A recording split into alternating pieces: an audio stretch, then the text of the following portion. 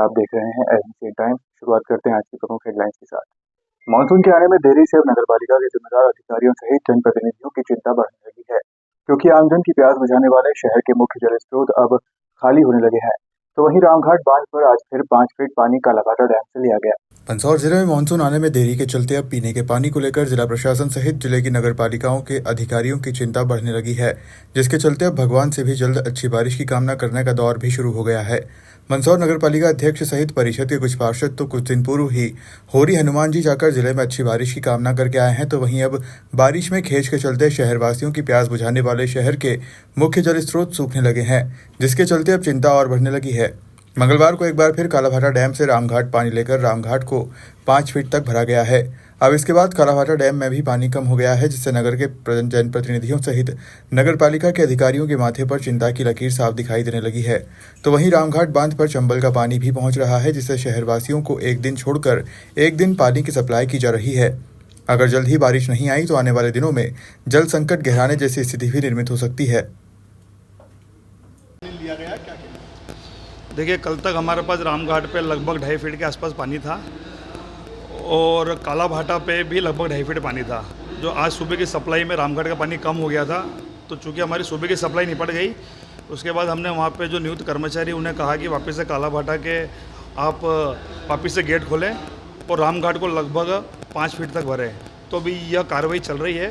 लगभग 2.5 से 3 घंटे के अंदर रामघाट का लेवल लगभग 5 फीट हो जाएगा। धन्यवाद। मंदसौर भारतीय जनता पार्टी ने आज 25 जून को आपातकाल स्मृति दिवस को काला दिवस के रूप में मनाते हुए भाजपा कार्यालय मंदसौर पर लोकतंत्र सेनानियों का सम्मान का कार्यक्रम आयोजित किया, जिसमें आपातकाल के समय जेल में रहे भाजपा नेताओं कार्यकर्ताओं का सम्मान किया गया।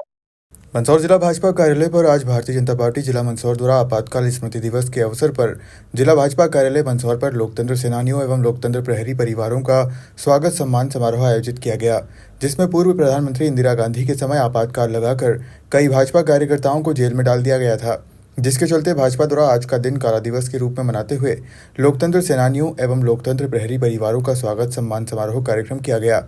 कार्यक्रम के लिए जिला प्रभारी पारस मावर, देवेंद्र मर्चिया एवं पुलकित पटवा को बनाया गया था, जिनके द्वारा 26 जून आपातकाल स्मृति दिवस के अवसर पर 25 जून को भाजपा कार्यालय मंदसौर पर लोकतंत्र सेनानियों का सम्मान कार्यक्रम की तैयारियां की गई। आज हुए लोकतंत्र सेनानियों के सम्मान समारोह कार्यक्रम के इस अवसर पर मुख्य रूप से उज्जैन नगर निगम के पूर्व अध्यक्ष एवं भाजपा प्रदेश कार्य समिति सदस्य सोनू गहलोत, भाजपा जिलाध्यक्ष नानालाल अटोलिया, जिला लोकतंत्र सेनानी संघ के अध्यक्ष हंसराज कबाड़ी, राज्यसभा सांसद बंशीलाल गुर्जर, नगरपालिका अध्यक्ष रमा देवी गुर्जर, पूर्व विधायक यशपाल सिंह सिसोदिया, भाजपा नेता मदन लाल राठौर, धीरज पाटीदार सहित कई भाजपा नेता कार्यकर्ता सहित सभी सम्मानीय लोकतंत्र सेनानी संघ के सदस्य एवं लोकतंत्र प्रहरी संघ के सदस्य एवं सभी भारतीय जनता पार्टी के वरिष्ठ जन प्रतिनिधिगण, पदाधिकारीगण, कार्यकर्ता एवं आज उन महान लोकतंत्र सेनानियों का सम्मान किया गया, जिन्होंने आज से लगभग 47 साल पहले इंदिरा गांधी द्वारा थोपे गए आपातकाल से देश की रक्षा की थी। और आज लोकतंत्र सेनानियों के साथ भारतीय जनता पार्टी मंदसौर ने तय किया है कि आज भी कांग्रेस और इंडी गठबंधन के जो नेता हैं, जिनकी मानसिकता आपातकाल जैसी है, देश को लगातार गुमराह कर रहे हैं, भले वो आरक्षण का विषय हो, लोकतंत्र का विषय हो, और हमारी जितनी संस्थाएं, सुप्रीम कोर्ट, चुनाव आयोग, उन सबको बदनाम करने का जो काम कर रहे हैं, उसको हमारे जो लोकतंत्र के सेनानी हैं वो और भारतीय जनता पार्टी के कार्यकर्ता प्रवक्ता बनकर आम जनता के बीच में जाएंगे और उनकी जो मानसिकता है सत्ता में बने रहने की, उसको बेनकाब करने का काम करेंगे। वास्तव में देश के प्रधानमंत्री श्री नरेंद्र मोदी जी कहते हैं कि उनकी पूरी आस्था संविधान में है। जब उन्होंने शपथ ली दूसरी बार तो संविधान को प्रणाम किया। इस बार भी संसदीय दल के नेता चुने जाने के पूर्व संविधान की किताब को उन्होंने सर से लगाया है। दूसरी तरफ कांग्रेस है, जिन्होंने संविधान में 75 बार संशोधन किए। एक तरफ भारतीय जनता पार्टी जो राज्यों के साथ मिलकर संघीय ढांचे को मजबूत करने में लगी हुई है, दूसरी तरफ कांग्रेस की सरकारों ने, कांग्रेस की केंद्र सरकारों ने 90 बार राज्य सरकारों को बर्खास्त किया है। कुल मिलाकर संविधान हो, सुप्रीम कोर्ट हो, चुनाव आयोग हो, उन सब को कम करने का काम कांग्रेस ने किया और आज वही कांग्रेस ही झूठ और फरेब का वातावरण पूरे देश में फैलाने का काम कर रही है। आज का जो काला दिवस है, लोकतंत्र प्रहरियों के सम्मान का दिन है।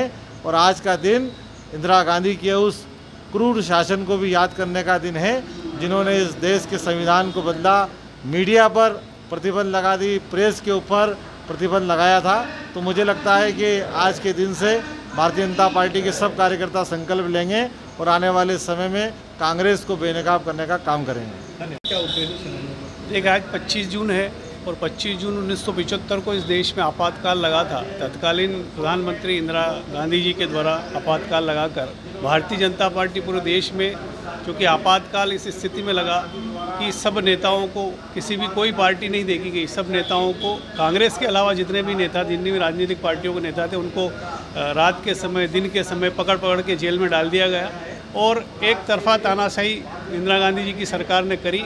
तो भारतीय जनता पार्टी आज पूरे देश में 25 जून को काला दिवस के रूप में, आपातकाल जो लगा था वो काला दिवस के रूप में मनाया जाता है।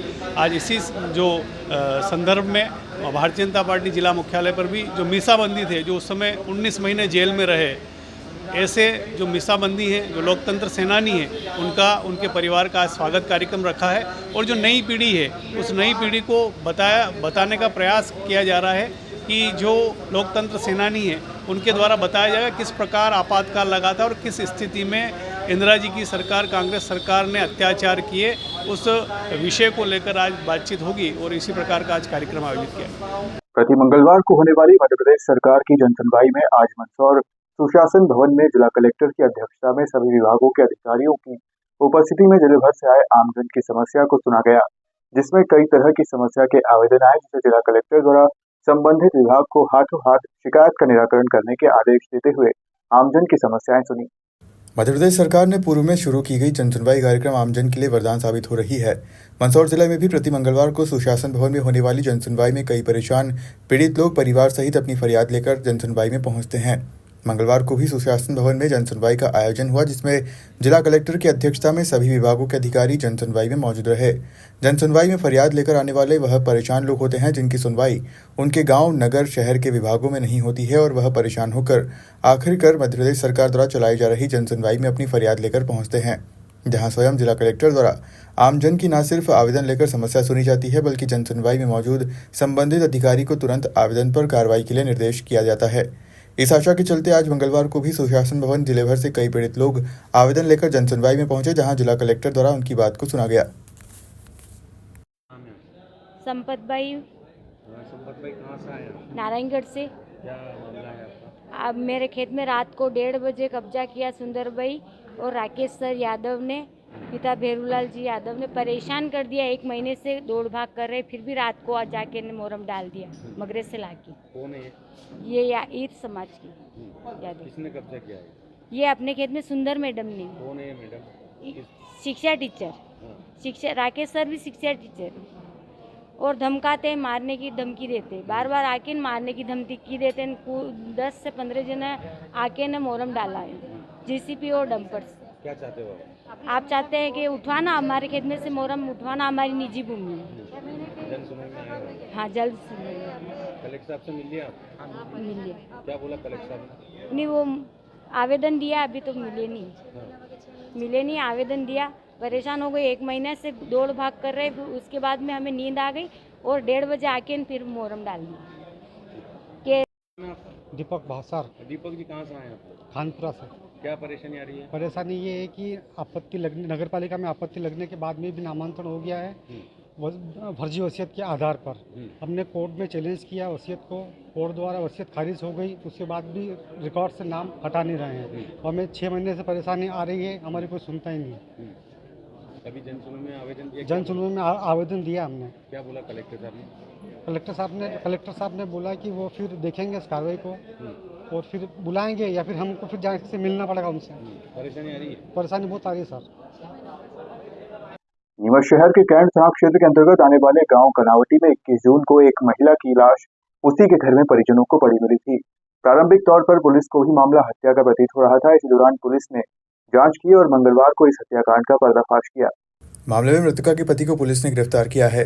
हत्या पति द्वारा पत्नी के चरित्र शंका करने की वजह सामने आई है। इस मामले में नीमच पुलिस कंट्रोल रूम पर मंगलवार को सीएसपी अभिषेक रंजन ने एक प्रेस वार्ता का आयोजन कर हत्याकांड का खुलासा किया है। नगर पुलिस अधीक्षक ने खुलासा करते हुए बताया कि 21 जून की रात को आरोपी पति विनोद का उसकी पत्नी हिना उर्फ हेमलता के साथ चरित्र शंका को लेकर झगड़ा हुआ था, जिसके बाद आरोपी ने हेमलता को मोबाइल चार्जर की केबल से गला दबाकर मौत की घाट उतार दिया। आरोपी ने इस हत्याकांड को अपने ससुराल हेमलता के मायके में ही अंजाम दिया, जब परिजन दूसरे कमरे में सो रहे थे और आरोपी अपनी पत्नी के साथ अलग कमरे में सो रहा था। घटना की जानकारी परिजनों को तब हुई जब मृतका के भाई ने उसे सुबह आवाज लगाई तो हेमलता ने दरवाजा नहीं खोला। जब बाहर से धकेलने पर दरवाजा खोलकर देखा तो महिला का पति विनोद गायब था और हेमलता चित अवस्था में पड़ी हुई थी। उसकी नाक से खून व सफेद रंग का पदार्थ निकल रहा था। बाद में मृतक के भाई ने पुलिस को सूचना दी। मौके पर पुलिस और एफएसएल की टीम पहुंची और मामले को दर्ज कर जांच शुरू की गई। कनावटी में जो एक मामला हुआ था उसमें आज खुलासा किया गया, किस प्रकार घटनाक्रम था, क्या? ये घटना 21 जून की रात की है, जब पति पत्नी में आपसी विवाद होने के कारण जो इस मामले का मुख्य आरोपी है विनोद नायक, उसने इस घटना को अंजाम दिया और फ़ोन चार्जर का जो वायर होता है उससे स्ट्रैंगुलेट करके उसकी मृत्यु होना पाई गई है। और ये घटना को अंजाम देने के बाद ये घटनास्थल से भाग गया और इसकी सूचना मिलते ही पुलिस इसकी धरपकड़ में लग गई और साक्ष्य इकट्ठा किए और इसको जल्द से जल्द अरेस्ट किया। घटना क्या हुई थी, कौन मृतका का नाम क्या था, क्या मामला क्या रहा पूरा? पति पत्नी दोनों आपस में रूम में सो रहे थे और परिजनों के बताने के अनुसार इनमें आपसी विवाद चल रहा था वर्षों से, और जिसके कारण से जो इसकी पत्नी है हेमलता नायक, उसकी मृत्यु इसने कर ना पाया। तो मृत्यु के पीछे कारण क्या रहा, मौत क्यों हुई, काहे से मौत करी?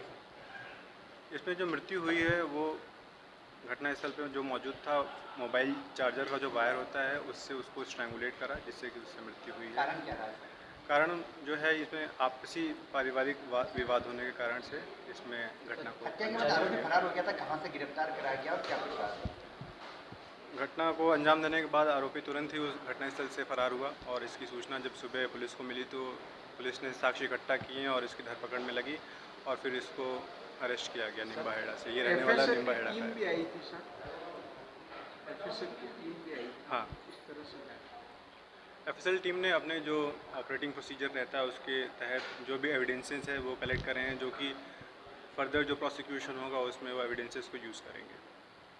नीमच कलेक्टर कार्यालय में मंगलवार को बड़ी संख्या में गौ भक्त व हिंदू संगठनों के पदाधिकारी कार्यकर्ता एकत्रित हुए, जहां नारेबाजी करते हुए एक ज्ञापन मुख्यमंत्री डॉक्टर मोहन यादव के नाम कलेक्टर प्रतिनिधि को दिया है। ज्ञापन में बताया गया है कि नीमच जिले के जिरन तहसील के अंतर्गत आने वाले चीताखेड़ा रामनगर में मृत पशु उठाने वालों के द्वारा मृत गोवंश का चमड़ा व हड्डियों को बेचकर अवैध कारोबार किया जा रहा है, जबकि सरकार चमड़ा केंद्र बंद होने के बाद से आज तक कुछ लोगों द्वारा पूरे जिले में सभी ग्राम पंचायत, नगर परिषद, नगरपालिका क्षेत्र व गौशालाओं के मृत पशु गोवंश को चीताखेड़ा रामनगर क्षेत्र के चमड़ा कारखाने में ले जाकर डाला जाता है। इसके बाद मांस में से आते भी निकाली जाती है। मांस व चमड़ा भी सुखाया जाता है, जिसकी दुर्गंध से भी आसपास के ग्रामवासी परेशान हैं। ज्ञापन में अवैध रूप से चल रही चमड़ा कारखाने को बंद करने, वहां पर पड़े गोवंश, चमड़े व हड्डियों को व्यवस्थित रूप से जमीन में जेसीबी के माध्यम से गड्ढा खोदकर समाधि देने की मांग की है। गौ सेवकों ने ज्ञापन सौंपकर आरोप लगाया है कि इस घटना का खुलासा करने के बाद से ही बिना नंबरों की गाड़ी उनका पीछा कर रही है। वह चीताखेड़ा के आसपास के गौ भक्तों को डराया धमकाया जा रहा है। क्या मामला है? यह गोरक्षा दल जो नीमच जिले में गाय की रक्षा कर रहा है, पूरे क्षेत्र में हर गांव से गोरक्षा दल में कार्यकर्ता जुड़े हुए, उनके द्वारा यह ज्ञापन दिया गया। ज्ञापन में यह विषय रखा गया कि जो खारीकुआ क्षेत्र में गाय कटती है, गो तस्करी हो रही है और वहाँ चीताखेड़ा के पास रामनगर में अवैध लाइसेंस वाले, जिनके पास लाइसेंस नहीं है, पुराने लाइसेंस की आड़ में दिखावा कर कर गौ मांस निकाला जा रहा है, चमड़ा उतारा जा रहा है, आते निकाली जा रही है और वही उस खाल में फेंका जा रहा है। जिस खाल में, जो खाल हड़किया खाल डैम में मिलता है, वही हड़किया खाल डैम में उस मांस आता है और नीमच शहर की जनता उस पानी को पी रही है।